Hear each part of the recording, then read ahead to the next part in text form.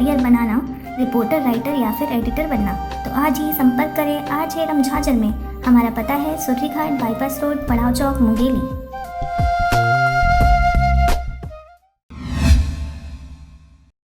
बिलासपुर जिले के मस्तूरी क्षेत्र के ग्राम पंचायत के ग्रामीणों द्वारा सरपंच पर प्रधानमंत्री आवास योजना कार्य में हितग्राहियों से अवैध वसूली करने का आरोप लगाया है।